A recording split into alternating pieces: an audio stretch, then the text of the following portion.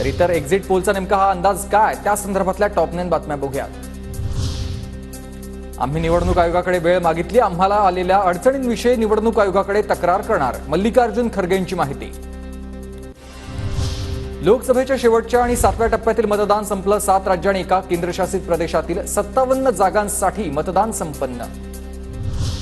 TV 9 पोलस्टॅटच्या exit पोलनुसार महाराष्ट्रात महाविकास आघाडी आघाडीवर, महाविकास आघाडीला 25 तर महायुतीला 22 जागांचं कौल आणि अपक्ष 1 जागा।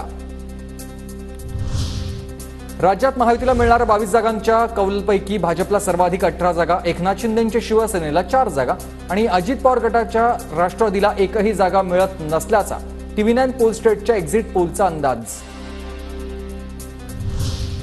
महाविकास आघाडीच्या 25 जागांपैकी ठाकरे गटाला सर्वाधिक 14 जागा, काँग्रेसला 5 जागा आणि शरद पवार गटाला 6 जागा। बारामतीत शरद पवार गटाच्या सुप्रिया सुळे आघाडीवर टीव्ही 9 पोलस्टॅटच्या एक्झिट पोलनुसार बारामतीत अजित पवारांना धक्का बसण्याची शक्यता। टीव्ही 9 पोलस्टॅटच्या एक्झिट पोलनुसार बीडमध्ये महायुतीच्या भाजपच्या उमेदवार पंकजा मुंडे आघाडीवर तर शरद पवार गटाचे बजरंग सोनवणे एक्झिट पोलनुसार पिछाडीवर। टीव्ही 9 पोलस्टॅटच्या एक्झिट पोलनुसार नगरमध्ये राष्ट्रवादी पवार गटाचे निलेश लंके आघाडीवर तर भाजपचे सुजय विखे पिछाडीवर।